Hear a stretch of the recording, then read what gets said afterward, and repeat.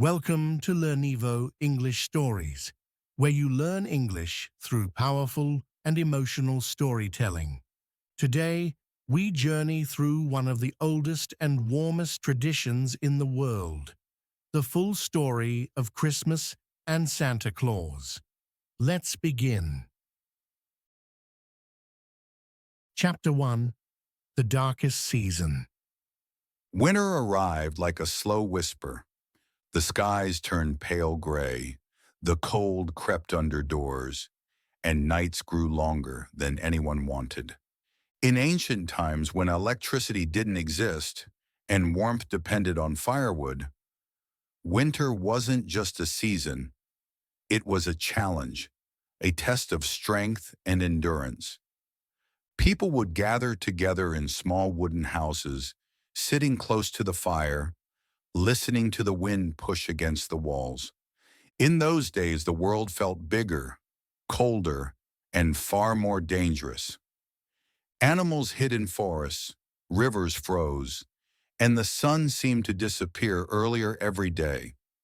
Families survived on food they stored during summer: dried fruits, salted meats, grains, and anything that could last through long months.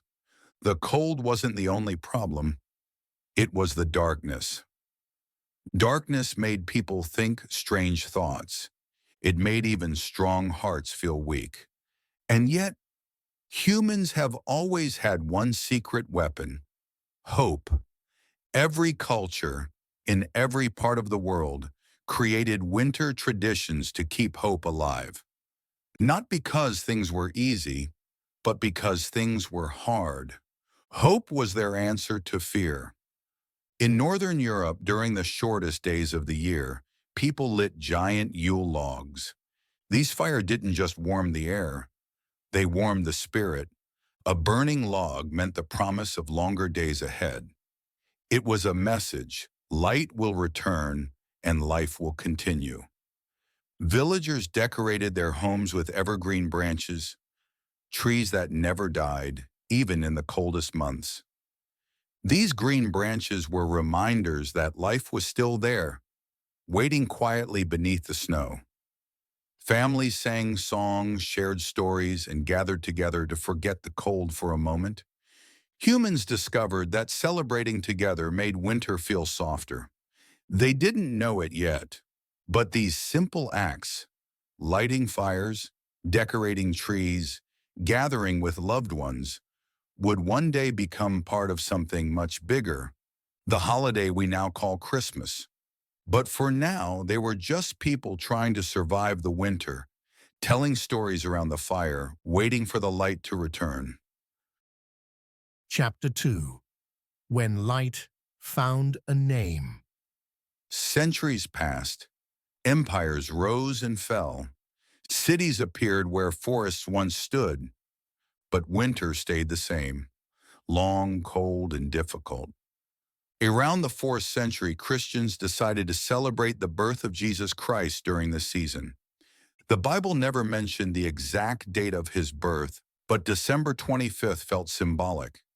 It matched the ancient celebrations of hope, warmth, and new beginnings. It was as if the world already understood the meaning of Christmas before Christmas existed. The early church combined its spiritual celebration with the older traditions people already loved: the singing, the lights, the gathering, the giving, the coming together during dark days. And slowly a new celebration was born. Not just religious, but human. Christmas began to grow across Europe. Each country added its own traditions. In some places, people decorated small trees. In others, they baked special breads. In others still, they walked with candles through the streets. But Christmas didn't feel complete yet. It needed a human face, a symbol of generosity and kindness. And that symbol would come from a man whose story was real, a man whose name would echo through centuries. His name was Nicholas. Chapter 3: The Boy Who Became a Legend. Nicholas was born in a warm coastal town called Patara, surrounded by blue seas and bright sun. He grew up in a wealthy family. His parents were respected, kind, and loved by their community. But when Nicholas was still young, tragedy struck. A sickness swept through the region, and both of his parents died, leaving him alone with a great fortune and a great emptiness. Most children would have been afraid. Most adults would have used the money to build comfort, safety, and luxury. But Nicholas was different. Instead of keeping the money, he quietly began giving it away. If a family struggled, he helped. If a child was sick, he paid for medicine. If someone needed food, he delivered it secretly at night. If sailors faced storms, he prayed for them and supported their families. His generosity became known throughout the region, but Nicholas never wanted recognition.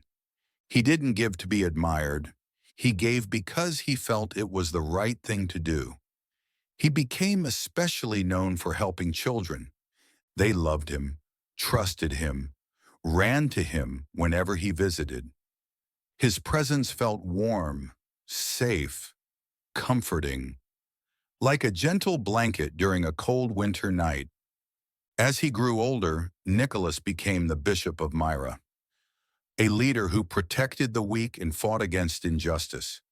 People told stories of his miracles, his courage, his kindness. When Nicholas died, the world believed they had lost a hero. But they were wrong. Nicholas was only beginning. His story began to travel. From village to village, from country to country, from generation to generation. And with every telling, his legend grew. Chapter 4. The Journey Across Worlds. Festivals changed. Cultures mixed. Empires collapsed. New empires rose. But the story of Nicholas continued to move. In Germany, he became Nicholas. In France, Saint Nicola. In Russia, Nikolai Mirlikiski, protector of children and sailors. In the Netherlands, he became Sinterklaas, a gentle old man dressed in red, riding a white horse and giving gifts to children on December nights. Dutch families placed small shoes by the fireplace, and in the morning, children found candy, fruit, or small toys. When Dutch immigrants traveled to America in the 1600s, they carried this tradition with them. English speakers struggled to pronounce Sinterklaas, so slowly the name changed into Santa Claus. But Santa Claus was still not the Santa we know today. He still looked like a bishop, wore long robes, and carried religious symbols. His transformation into the modern Santa was still many years away. But the seed was planted, the story was in motion, and it was about to grow bigger than anyone could imagine. Chapter 5. A New World, a New Santa. America in the 1800s was a land of movement. Immigrants, new cities, inventions, and expanding frontiers. People brought their traditions from Europe, Africa, Asia, and the Middle East. Christmas began to change in this new world. It became a season of warmth during cold winters, a moment for families to gather, a time to rest and reconnect.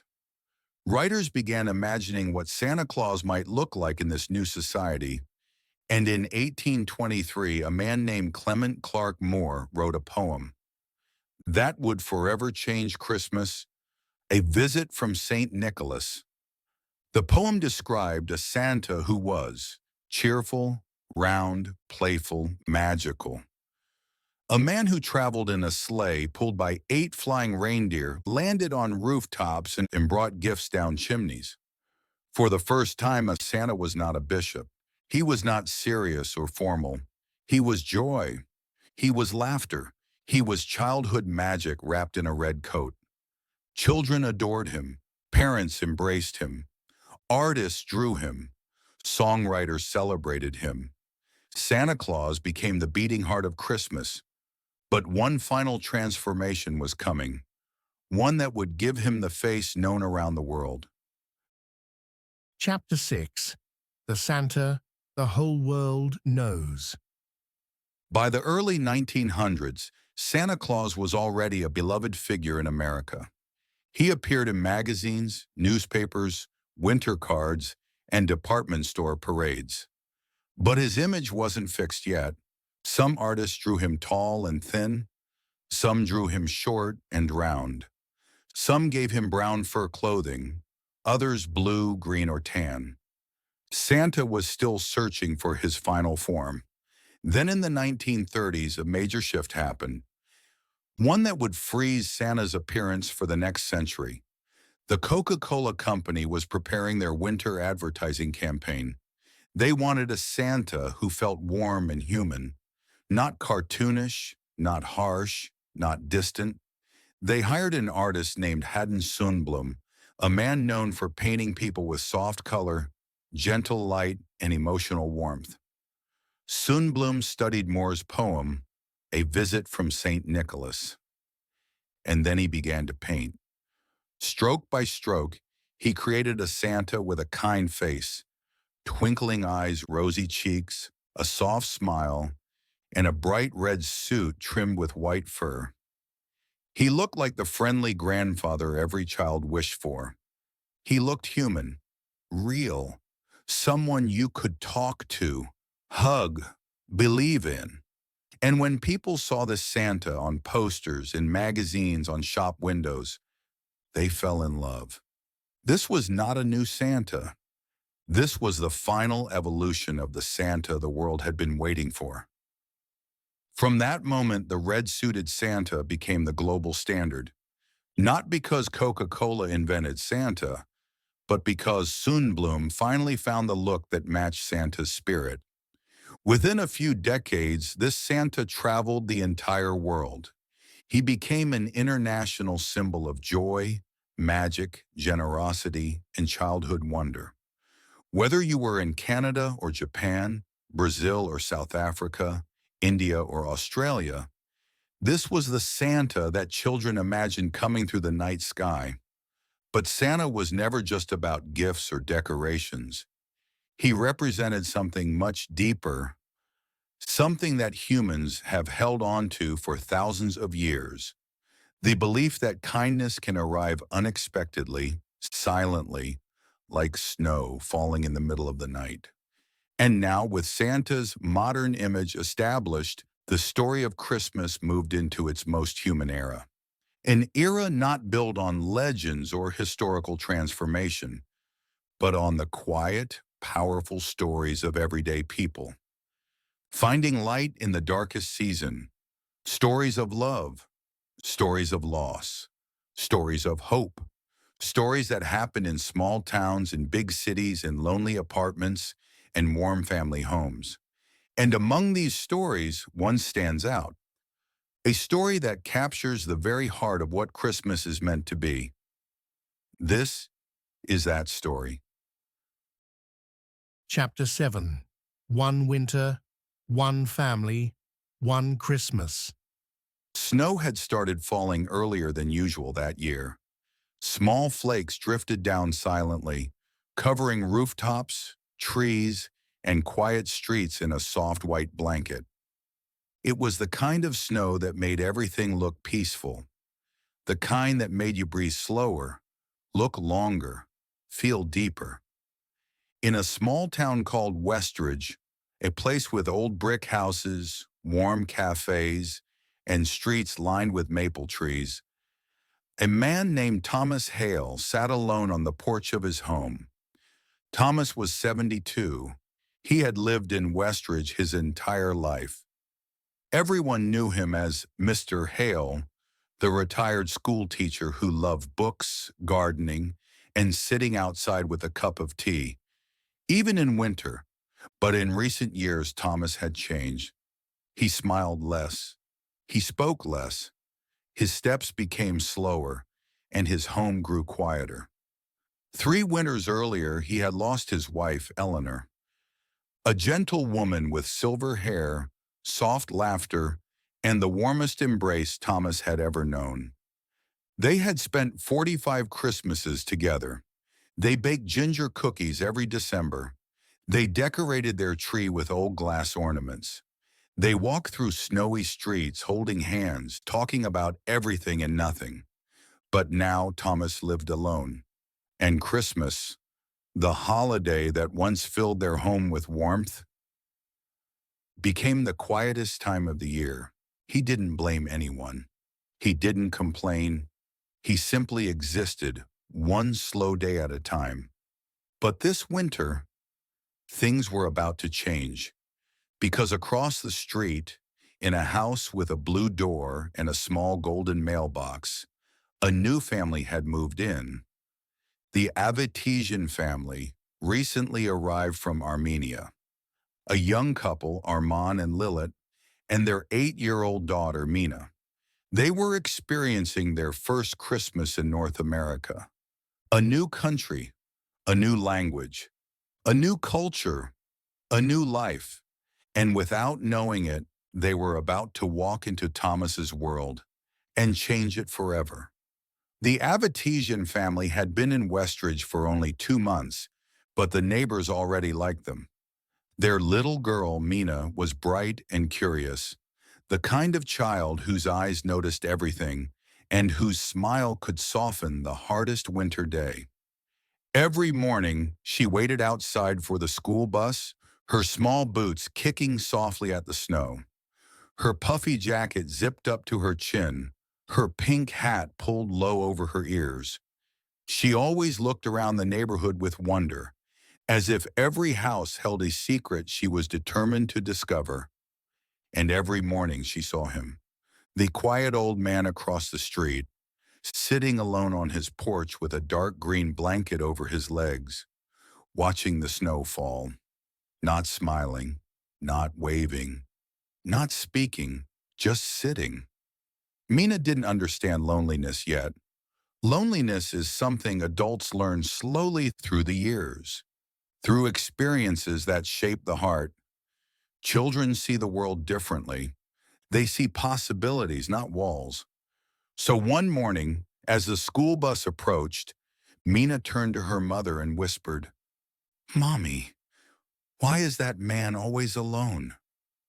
Lilith followed her daughter's gaze and saw the old man staring quietly at nothing in particular. "I don't know, dear," she replied softly, "but maybe he just likes the quiet." Mina thought about this, but quiet wasn't something she understood either. Quiet meant something was missing, and somehow she felt that the old man across the street was missing something important, even if she didn't know what. That same afternoon, when the school bus dropped her off, she noticed Thomas was still there, still sitting, still wrapped in the same green blanket, still watching the street with tired eyes. The tiny girl took one brave step toward him, then another, and finally stood at the edge of his walkway. "Hello!" she called with energetic warmth. Her voice was small, but it carried across the cold air like a spark. Thomas blinked, surprised. He hadn't spoken to a child in years, not since his last days in the classroom. He slowly looked up, his breath forming a small cloud in the cold. "Hello," he answered politely, his voice gentle but distant. "I'm Mina," the girl declared proudly. "We live over there." She pointed at the small blue house with the golden mailbox. Thomas followed her gesture. "Yes," he said softly. "I've seen you." "Why do you sit outside every day?" she asked in the innocent, fearless way only children can. Thomas hesitated. He thought about answering something simple, something like, "I like the cold," or "I'm just resting." But the truth rose quietly inside him. "Because my wife used to sit here with me," he said. His voice cracked slightly. "And now it reminds me of her." Mina nodded slowly. She didn't fully understand grief, but she understood sadness. She understood missing someone. My grandma is back in Armenia, she said quietly. I miss her every day. Thomas felt something shift inside his chest, a tiny warmth he hadn't felt in years. For the first time in months, he smiled. Only a small smile, but a smile nonetheless. Chapter 8. The First Snowman. A few days later, a heavier snowfall covered Westridge. The streets became soft white hills, and the trees sparkled like they had been dipped in sugar. Mina, full of excitement, rushed outside with her gloves and scarf, ready to build her first Canadian snowman. She laughed as she tried to roll the snow into balls, but the snow kept crumbling apart. Across the street, Thomas watched from his porch. He tried to ignore it, tried to stay still, tried not to involve himself. But some part of him, the part of him that once taught children, that once guided them gently, that once believed deeply in small joys, didn't want to sit still. He stood up slowly, wrapped his blanket tighter around his shoulders, and made his way across the icy pavement. You need wetter snow, he said kindly as he approached her. This snow is too powdery. Mina looked up with big eyes. How do I fix it? Thomas crouched down despite his stiff knees. He lifted a handful of snow, squeezed it, and showed her how to pack it tightly. Like this, he explained. You press until it holds together. Mina copied him. Her small hands pressed the snow, and this time, it worked. You did it, he said. A larger smile formed on his face. She beamed. Can you help me make the snowman? Thomas hadn't made a snowman in over a decade, but suddenly he felt younger than he had felt in years. And so, the quiet old man and the energetic little girl built a snowman together in the cold afternoon light. They gave him a carrot nose, coal eyes made from small stones, and a scarf borrowed from Lilith's closet. When they finished, Mina looked up at Thomas. He needs a name, she declared. Thomas paused, and his breath visible in the air, the cold biting gently at his cheeks. Eleanor, he whispered. Mina didn't know who Eleanor was, but she felt the deep softness in his voice and didn't question it. Okay, she said. Eleanor it is. And for the first time that winter, Thomas laughed, a real laugh, light, warm, and full of life. Chapter 9. The Light Inside the House. In the days that followed, something subtle but powerful began to change in Westridge. People who walked past the neighborhood noticed something they hadn't seen in years. Mr. Hale, the quiet, lonely man, was no longer always alone. Sometimes they saw him kneeling in the snow, helping Mina build small snow animals. Other times they saw him teaching her how to make perfect snowballs or pointing out the footprints of animals in the white powder. Once, someone even spotted him smiling so widely that it made them stop walking for a moment, as if they needed to look twice to believe it. Inside the Avititian home, Mina's parents noticed it too. Every day she talks about Mr. Hale, Lilith said to her husband. She says he knows everything about winter. That's nice, Armin replied with a small smile. Maybe he feels less alone now. The young couple understood loneliness very well. They were immigrants in a new country, far from their parents, siblings, friends, and childhood memories. The first months had been difficult. New language, new job, new weather, new everything. So when they saw the old man slowly coming back to life through their daughter's joy, they felt something shift in their hearts too. Maybe this small snowy street could become home. Across the street, Thomas was experiencing a transformation he never expected at his age. For months after his wife died, silence had filled the corners of his house. He ate breakfast alone. He walked alone. He talked to almost no one, but now his house felt different. The laughter of a child, not even inside the house, but from the yard, seemed to echo faintly through the walls. He found himself waking up earlier, opening the curtains, checking if the snow had changed overnight so he could point it out to Mina later. He even made hot chocolate one morning, a habit he hadn't practiced since Eleanor passed away. He made 2 cups, and when he realized no one else was there to drink it, he felt a small ache in his chest. But instead of breaking him, it reminded him of something important. He wasn't meant to be alone forever. Maybe he wasn't done caring yet. Maybe his heart had more to give. Chapter 10. The Christmas that had disappeared. It was December 15th when Mina asked him a question that stopped him completely. "Mr. Hale," she said with innocent curiosity, "what does your Christmas tree look like?" Thomas froze. His tree. He hadn't put up a Christmas tree since Eleanor's last Christmas. It was too painful. The ornaments they'd collected over 45 years, the lights she always arranged perfectly, the stars she placed on the top while he held the ladder steady. He looked away for a moment, his eyes settling on the snowy ground. "I don't have a tree this year," he said quietly. Mina's face fell in disappointment. "You don't? But it's Christmas." Her voice was not demanding or judgmental. It was simply surprised, as if she couldn't understand how someone could skip something so magical. "I haven't decorated in a long time," he explained. "Why not?" she asked gently. Thomas swallowed hard. His voice dropped lower. "Because the person I decorated with isn't here anymore." Mina stepped closer, her boots sinking softly into the snow. "I can decorate with you," she said. Thomas felt a sharp breath in his chest. For a moment he didn't know what to say. He wanted to say yes. He wanted to say it with his whole heart. But something inside him held back.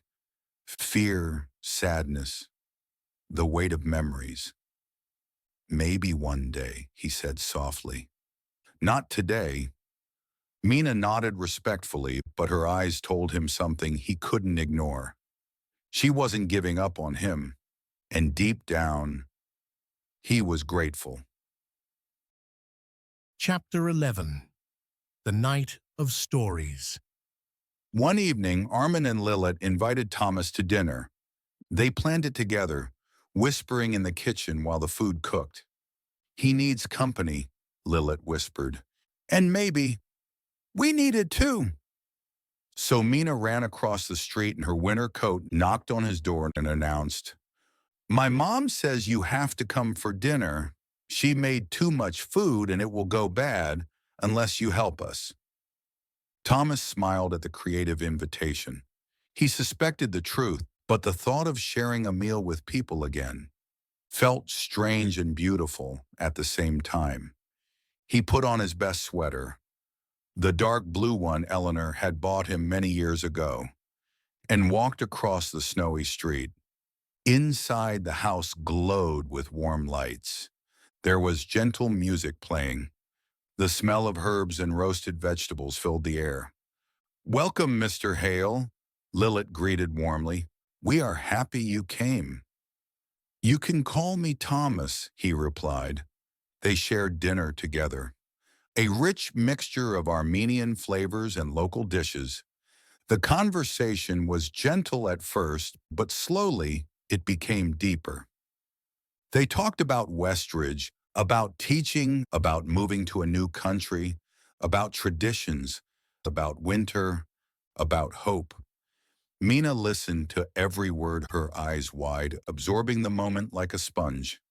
At the end of the meal, she asked, "Thomas, what was your best Christmas ever?" Thomas leaned back in his chair, his gaze drifting to the window where snowflakes were falling quietly. "My best Christmas," he repeated softly, was the first one after I married Eleanor. We had no money. We lived in a tiny apartment with a broken heater. The neighbor's cat kept coming inside because our place was warmer than theirs. We had a small tree, so small it didn't even stand straight, but we were together. And I remember thinking, I didn't need anything else. Lilith smiled. That sounds beautiful. Thomas nodded. It was. Then unexpectedly he added, it was the first Christmas where I felt that no matter what winter brought, I could face it because she was with me. Everyone fell silent, not out of sadness, but out of understanding. It was a moment where hearts spoke louder than words. Chapter 12. A Letter in the Snow. The next morning, the world looked new again. Snow had fallen all night, covering roofs, fences, and silent cars with a smooth, untouched layer of white. It was the kind of snow that sparkled when the sun touched it, the kind of snow that made the whole neighborhood look like a painting. Thomas opened his front door slowly, intending to clear the walkway as he did every morning. But before he could take another step, something caught his eye. A small envelope sat on the top step, half covered by snowflakes. He picked it up gently, brushed off the snow, and saw a child's handwriting across the front. For Thomas! His heart tightened. He opened it carefully, unfolding a piece of paper covered in colorful markers. It was a drawing, a simple but heartfelt picture. On one side was a little girl with a pink hat.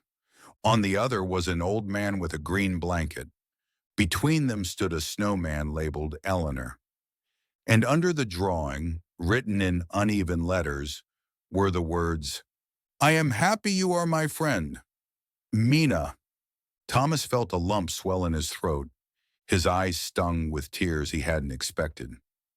Not sad tears, but the kind that appear when something soft and beautiful lands gently on a tired heart. He hugged the drawing to his chest. That morning, Thomas didn't sit on the porch. He went inside and pulled out a small wooden box hidden in his closet and opened it for the first time in years. Inside were Christmas ornaments, glass balls, tiny stars, a crocheted angel, and a small golden bell that Eleanor used to hang at the very top of the tree. His hands trembled as he touched them, and in that moment, he realized something. He wanted a tree this year, not for tradition, not for decoration, not for routine, but for her, for them, for himself, for life. Chapter 13. The Tree Returns. On December 18th, something extraordinary happened on Maple Street. Thomas bought a Christmas tree. He didn't tell anyone. He didn't ask for help. He simply walked into town, visited the small Christmas market, and chose the fullest, brightest tree he could find. Carrying it home was nearly impossible. His knees hurt, the wind was cold, and his hands were stiff. But he did it. Neighbors stared from their windows astonished. Some whispered, some smiled. Some simply watched, knowing they were witnessing something rare and touching. He set up the tree in his living room, right next to the window where Eleanor used to stand and watch the snowfall. He opened the wooden box and placed each ornament gently, as if holding fragile memories in his hands. He hung the crocheted angel last, and when he stepped back, breathing slowly, quiet tears slid down his cheeks. He whispered, Eleanor, look, I'm trying. Later that afternoon, Mina knocked on his door. She came in, saw the trees, and gasped loudly. It's beautiful, she exclaimed, and then she ran forward and hugged him. The way children hug without hesitation, without fear, without overthinking. It was the first warm hug Thomas had felt in years. Chapter 14. A Gift with No Wrapping. 2 days before Christmas Eve, Mina came home from school looking unusually serious. She walked up to her mother while holding a piece of paper tightly in her hand. "Mommy, I need your help." Lilith knelt beside her. "What is it, love?" "I want to give Mr. Hale a Christmas present," Mina said softly. "But not a toy, not something from a store. What do you want to give him?" "A memory," Mina whispered. "A memory," Lilith repeated carefully. Mina nodded firmly. "A memory he won't forget." She opened the paper. It was a plan. A simple drawing of 2 houses, a bright Christmas tree, and 3 people holding hands. "What do you want to do?" Lilith asked, touched. "I want to invite him to our house on Christmas Eve," Mina said, "so he's not alone." Lilith felt her throat tighten. What a lovely idea. "Will you ask him?" Mina pleaded. "He always gets nervous when I ask big things." "No," Lilith said softly. "You will ask him. But I will stand with you." Later that evening, they bundled up and walked across the snow-covered street. The lights in Thomas's house were glowing softly, and a faint golden shimmer from the Christmas tree flowed through the window. Mina knocked gently. When Thomas opened the door, she looked up at him with hopeful eyes. "Thomas, will you come to our house for Christmas Eve dinner?" she asked. "We don't want you to be alone." Thomas felt his breath catch. He looked at her parents standing behind her, smiling warmly. For a moment, his instinct was to say no, to avoid the pain of memories, the fear of facing joy again. But then he saw the drawing Mina had made him, still sitting on his kitchen table. The one that said, "I am happy you are my friend."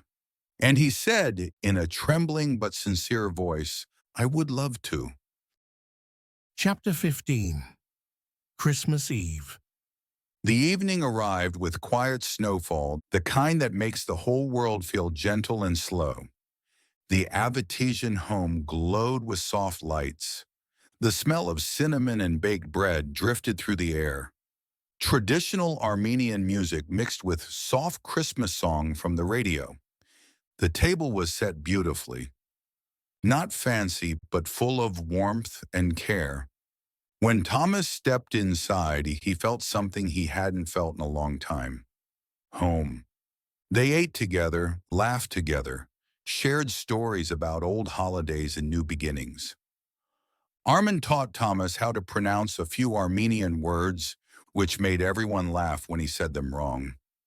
Mina showed Thomas her Christmas crafts from school. Lilith served him the largest slice of cake, saying, "More for our guest of honor." There was no loneliness, no emptiness, no cold, no silence, just connection, just light, just Christmas. After dinner, Mina disappeared for a moment. When she came back, she held a small wrapped box. "This is for you," she said shyly.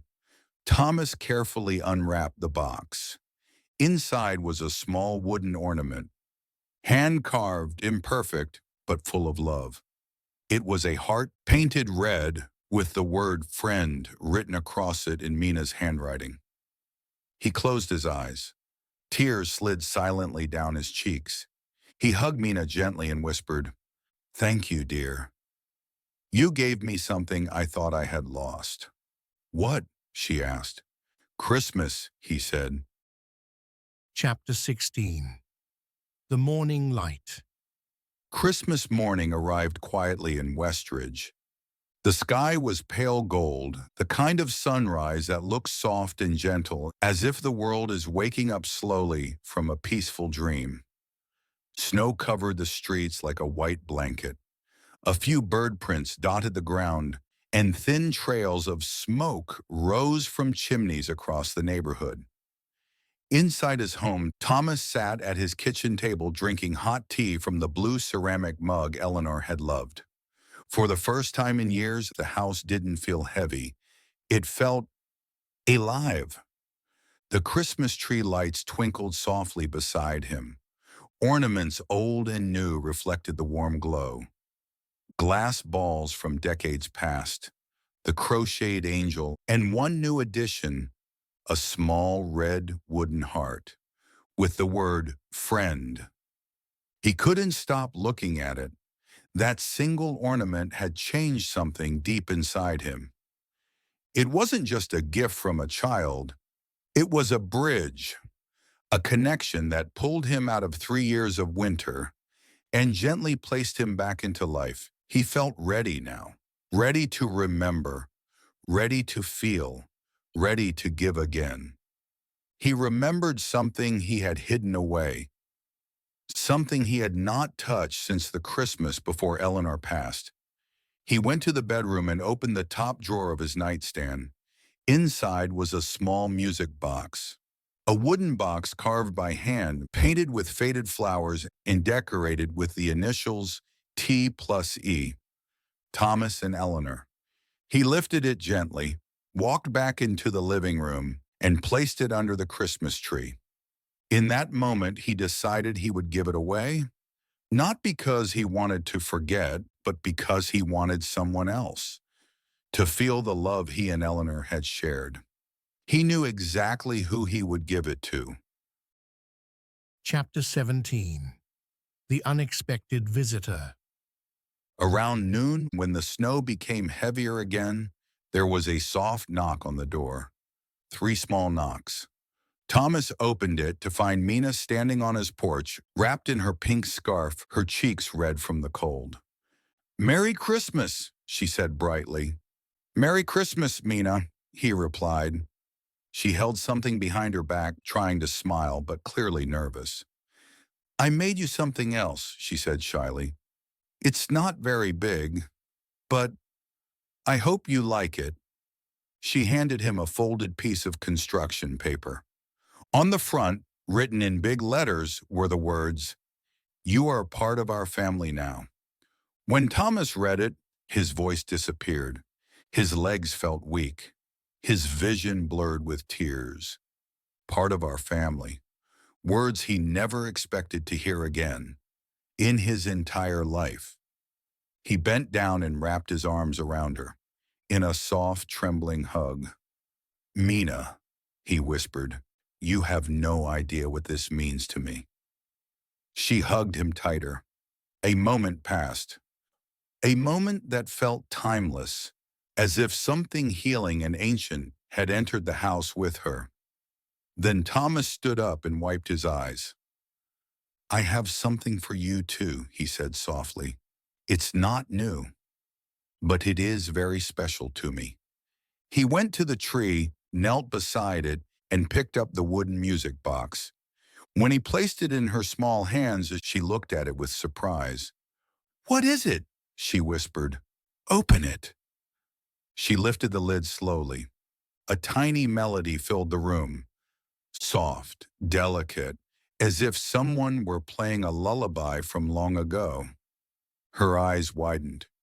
"It's beautiful." "It belonged to my wife," Thomas said.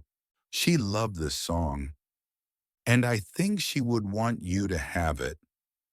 Mina looked up at him, with eyes full of emotion deeper than her age should allow. "I will take care of it," she said. "I promise." And for the first time in a very long while, Thomas felt peace wash over him like warm light in winter. Chapter 18. The Last Evening Snow. The rest of the day passed quietly. Families visited each other, children played outside, and warm smells drifted from every kitchen in Westridge. As the sun began to set, Thomas stepped out onto his porch to watch the snowfall. The sky glowed orange and pink, and for a moment, the world looked exactly like it had in his best memories with Eleanor. He breathed deeply, feeling both gratitude and sadness, but also something new: acceptance. Just then, he noticed someone walking across the street. It was Armin, Mina's father. He carried something wrapped in a cloth. "Merry Christmas, Thomas," he said with a warm smile. Merry Christmas, Armin. Armin looked at him for a moment, then said, I want to thank you. Me? For what? Thomas asked, genuinely confused. For being kind to my daughter. For making her feel safe. For being a friend to our family in a new place. You gave us something very precious. Thomas shook his head. No. Your daughter gave me everything. She gave me back Christmas. Armand nodded slowly.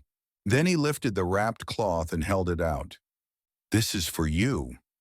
Thomas unwrapped it carefully. Inside was a hand-carved wooden frame containing a photograph of their families together. From the Christmas Eve dinner, the picture captured him laughing.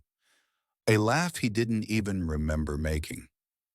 We want you to know, Armin said gently, you're not alone anymore. Thomas pressed the photo against his chest, tears filling his eyes once again. Thank you, he whispered. You don't know how much this means. But Armin smiled knowingly. I think we do. And then he walked back toward his house, leaving Thomas standing in the soft glow of the evening snow. Not alone anymore. Not this Christmas, not ever again. Chapter 19. The Morning After Christmas. The next morning arrived quietly with a soft, pale sky and a cold air that felt fresh and pure. The kind of morning where the world seems calm, as if everything is resting after a long celebration. Thomas woke up earlier than usual. He lay still for a moment, listening to the silence inside the house. But this time, it wasn't the heavy silence that had lived there for years. It wasn't the silence of loss, or loneliness, or memories he didn't know how to face. It was a peaceful silence. The silence of a heart that had finally accepted warmth again. He sat up slowly, ran a hand through his hair, and looked toward the living room. The Christmas tree lights were still glowing softly, reflecting off the ornaments like tiny stars caught in branches. For a moment, he simply watched them twinkle. Every light felt like a small heartbeat, a reminder that life continues, even after everything changes. He walked toward the tree, barefoot on the wooden floor. He knelt down beside it, his old joints aching slightly. His eyes moved toward the small red wooden heart that Mina had given him. Friend. He touched it gently. A simple word, but it meant everything. He would have stayed there longer, but suddenly he heard it. A knock at the door. 3 small, quick knocks. He smiled. He already knew who it was. When he opened the door, there stood Mina. Still in her pink hat and gloves, her cheeks bright red from the cold. Good morning, Thomas, she chirped. Good morning, dear. He smiled softly. You're up early. I wanted to make sure you weren't lonely after yesterday, she said sincerely. Thomas leaned down with a warm expression. I'm not lonely anymore, Mina. Not for a long time. She grinned wide enough to brighten the entire porch. Behind her, the street was calm and quiet, as if the town itself was listening to their conversation. Want to see something?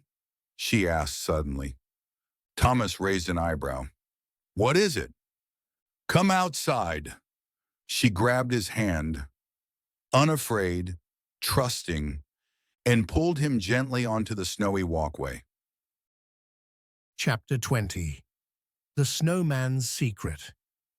Mina led him down the front steps, past the old maple tree, and into the small yard where they had built the snowman days earlier. Something was different. The snowman, who they had named Eleanor, now wore a new scarf, a soft, hand-knitted blue scarf decorated with tiny snowflakes. Did you do that? Thomas asked, surprised. Mina shook her head with excitement. No, my mom made it last night. She said no snowman should celebrate Christmas without a proper scarf. Thomas let out a quiet laugh. One of those sincere, warm laughs that start in the chest and reach the eyes. He stepped closer to the snowman. He touched the scarf with his fingers. It was soft, warm, full of care. And in that moment, the snowman felt less like a pile of snow and more like a symbol, a connection between the past and the present, between sorrow and joy, between Eleanor and Mina. "Thank you," he whispered, mostly to the universe, partly to the snowman, but also to himself. He didn't cry this time. He simply breathed deeply, letting the gratitude sink in. Chapter 21. The Smallest Invitation. As they stood there, Mina looked up at him with a curious expression. "Thomas," she asked. "Yes? Do you know how to make snow angels?" He blinked. He hadn't made a snow angel since he was a child, probably more than 60 years earlier. "I might need a reminder," he said. Mina giggled. "I'll show you." She threw herself backward into the snow, flapping her arms and legs joyfully. Thomas watched, amused.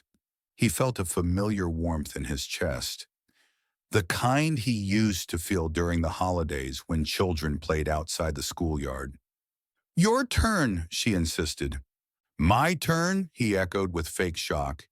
"Yes, come on!" Thomas hesitated for only a second.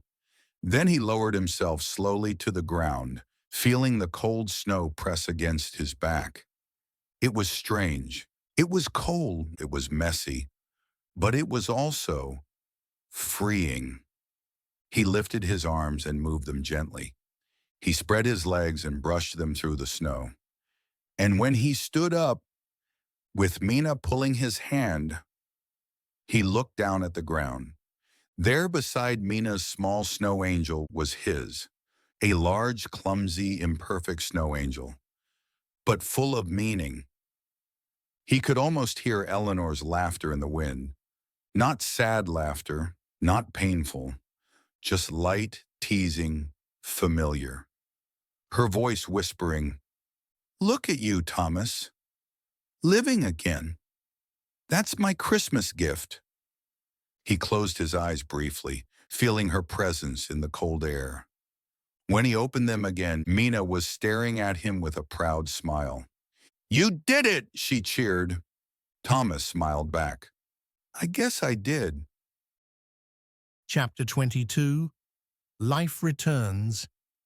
Over the next days, the small routines of life returned, but everything felt different. Thomas found himself humming again as he washed dishes.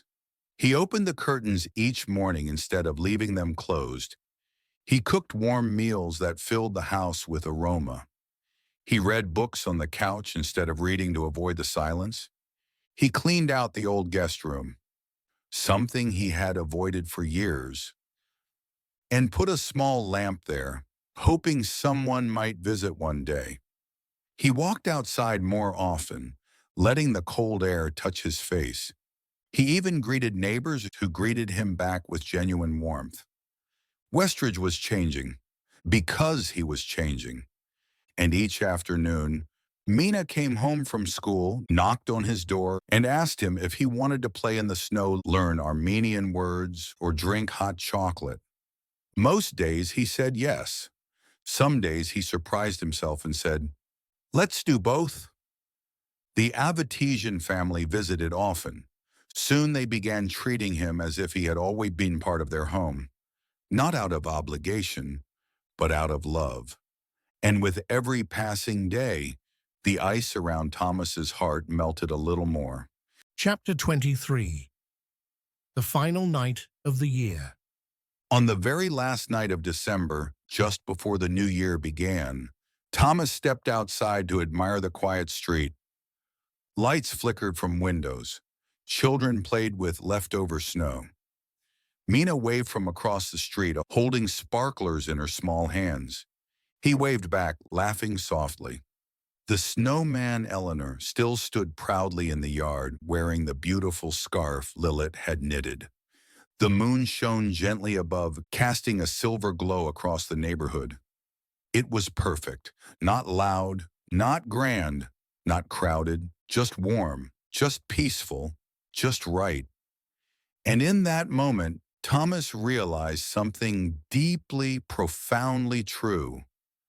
Christmas is not about decorations, not about presents, not even about tradition. It is about the people who make your heart feel alive again. It is about the people who remind you that winter is just a season and that spring always follows. It is about the people who appear in your life quietly, unexpectedly, and show you that love does not disappear. It only changes shape. He whispered into the cold air, "Thank you for giving me Christmas again." And though no one heard it, the night seemed to respond with a soft, gentle breeze. Chapter 24. What Santa Really Is. Days turned into weeks, and winter slowly began to soften. Icicles grew shorter. The snow on rooftops melted a little more each afternoon. Children still played outside, but their snowmen now leaned to one side, shrinking under the gentle touch of the sun. One afternoon, as Thomas and Mina sat together on the porch, she asked him a question that had been quietly waiting in her mind. "Thomas, do you believe in Santa Claus?" He smiled faintly. It was the kind of question he had answered hundreds of times as a teacher, but this time it felt different. It wasn't a question from a classroom. It was a question from a child who had just given him back his life. "What do you think?" he asked carefully. She swung her legs above the snow and thought for a long moment. I don't know," she said honestly. "I know my parents buy the presents, but I also feel like something else is there, something I can't see." Thomas nodded slowly. "That's a very good answer." He looked out at the quiet street, at the snowman, at the tree branches gently swaying in the cold breeze. "Let me tell you what I think," he said softly. "I think Santa Claus started as a real person, a man who helped people quietly, who cared about others more than himself, who gave in secret and loved deeply." "Saint Nicholas," Mina said. "We learned about him at school." "Yes," Thomas replied with a small smile. "And then, over a long time, people carried his story forward. They changed his clothes. They changed his name. They added reindeer and sleighs and chimneys. They made him magical so children would smile when they thought about him." "Is that bad?" she asked. "Not at all," he said. "I think it's beautiful, because now Santa is not just a person. He's something bigger. He's a picture of kindness." Mina frowned thoughtfully. "A picture? Think about this," Thomas continued. "When someone gives a gift with love, when they help someone in secret, when they make sure another person isn't alone at Christmas, in that moment, they are doing what Santa would do. So in a way, Santa is real whenever we act like him." Mina's eyes widened slowly. "So, when we invited you for Christmas Eve, and when we gave you the ornament and the note," Thomas nodded gently, "you were Santa to me." She looked down at her gloves, then back up at him with a small, shy smile. "And when you gave me the music box," she added quietly, "were you Santa too?" He chuckled under his breath. "Maybe I was. Maybe your grandmother and I, together, in that moment, were Santa for you." Mina's smile grew wider.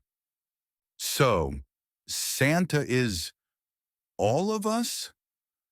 "Whenever we choose to be kind," he said. "Yes, whenever we choose to make someone's winter feel warmer, someone's night feel less dark, someone's heart feel less alone. Santa is there. She looked out at the snowman, at the houses, at the soft evening light. "I like that," she said. "I like that very much." Chapter 25. The Invisible Thread. The story of Christmas and Santa Claus had taken centuries to form. Ancient people lit fires to push back the darkness.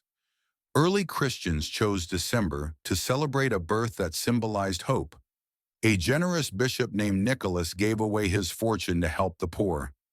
Cultures transformed him into Sinterklaas and then Santa Claus. Poets, artists, and storytellers shaped his image. Companies spread his face across the globe. Families added their own traditions. But beneath all of that, something deeper connected every chapter. An invisible thread.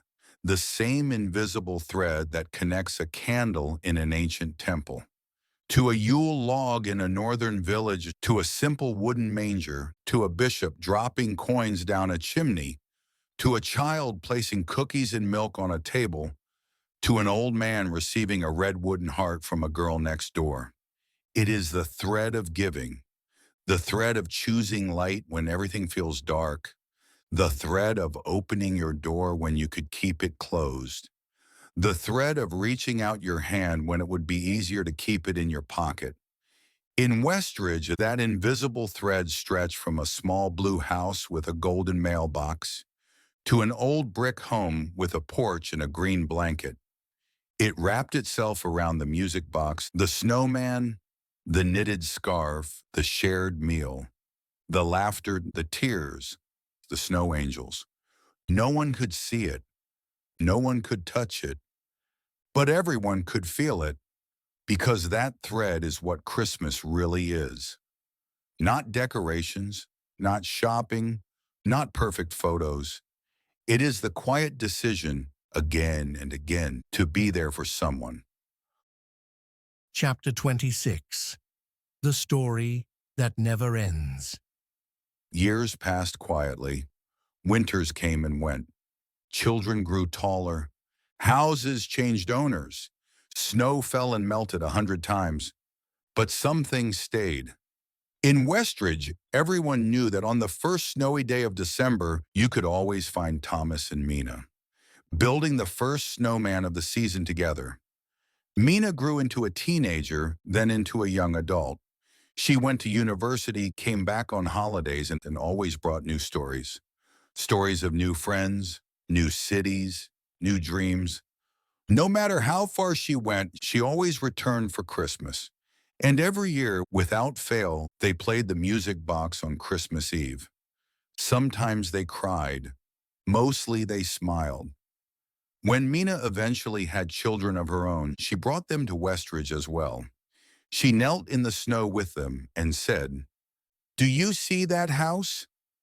There lives the kindest man I have ever known. When I was little, he thought his life was over, but then his heart opened again. And do you know what helped him?" The children would shake their heads, eyes wide. "A snowman, a letter, and a Christmas Eve dinner," she would say, "and the belief that being kind to someone can change everything." And then she would teach them something else her friend had once taught her, that Santa Claus is not just one person far away at the North Pole. Santa is inside anyone who chooses to give and to protect, to care, to bring warmth to another person's winter. Sometimes they drew Saint Nicholas together, the bishop with a gentle face. Sometimes they drew Santa Claus, round and laughing in his red suit. Sometimes they drew a simple snowman with a blue scarf and a small red wooden heart hanging from its branch arm. The pictures were different, but the meaning was always the same. The story of Christmas was living on. Through them, through their kindness, through every small act of love. And as long as humans needed hope in the winter, the story would never end. Chapter 27. The Meaning of It All. If you step back and look at the story as a whole, you see a journey that crosses thousands of years. Long ago, people lit fires because they were afraid of the dark. Later, they lit candles to honor a birth that symbolized hope. A man named Nicholas used his wealth not to build walls around himself, but to open doors for others. From there, legends grew. Cultures shifted. Art changed. Poems were written, songs were sung, images were painted, commercials were filmed. St. Nicholas became Sinterklaas. Sinterklaas became Santa Claus. And through that journey, human beings slowly turned one man's generosity into a global tradition of giving. Sometimes it gets lost in noise, in buying and selling, in schedule and stress. But beneath all of that, the heart of Christmas remains unchanged. It is the moment when a child asks why an old man is always alone. It is the moment when a door is opened instead of staying closed. It is the moment when a music box is passed from one hand to another. It is the moment when someone says, "You are part of our family now." These are the real gifts. They do not break. They do not go out of style. They do not disappear when the tree is taken down. They become part of a much bigger story, a story that started long before us and will continue long after. When you listen to this story in English, you are not just learning new words. You are entering a river that has been flowing for centuries, a river of light, kindness, and connection. You become part of it every time you choose to be gentle, to give, to forgive, to understand, to reach out. In that sense, Christmas and Santa Claus are not things outside of you. They are possibilities inside you. Epilogue. The Quiet Snow. Imagine for a moment that you are walking alone on a winter night. The air is cold, but not cruel. Snow falls softly, the flakes landing gently on your coat, melting slowly on your skin. In the distance, you see a small house with warm light in the windows. You hear faint laughter, a melody, the soft clink of dishes being placed on a table. You stop for a moment and you realize something. Somewhere in that house, someone chose to be kind today. Someone invited a neighbor who might have been alone. Someone gave a gift that carried more meaning than money could buy. Someone listened. Someone forgave. Someone reached across a distance that could not be measured in meters or miles, but only in courage. Maybe that person was an old man. Maybe it was a young girl. Maybe it was a stranger. Maybe it could be you. When you close your eyes, you can almost hear the echo of a music box playing a gentle tune and the soft whisper of a legend that has moved through centuries. The legend of a man who once dropped gold down a chimney so three young women could have a future. The legend of a saint who protected children. The legend of a figure in red who rides across the sky in our imaginations every December. But more importantly, the reality of millions of small, quiet acts of love that happen every year in every country, in every language. That is Christmas. That is Santa. That is the story you have just listened to. Long, complex, human, filled with history and heart. A story of darkness and light, of loss and renewal, of winter and warmth, of an old tradition living inside new hearts. And now, as the final snowflake falls in your mind, there is only one question left to ask. When the next winter comes, who will you be in someone else's story? Thank you for listening to this special episode of Learnivo English Stories. You have just followed the full journey of Christmas and Santa Claus, from ancient winter festivals to St. Nicholas, to the modern Santa, and into the quiet, powerful story of one small neighborhood where kindness changed a life. If this story helped you feel, think, and imagine in English, then you are not just learning the language, you are living it. If you enjoyed this episode, Listen again, share it with someone, and let it inspire you to bring a little more light into someone's winter. Until next time, keep learning, keep listening, and keep your heart open. This was Learnivo, English Stories.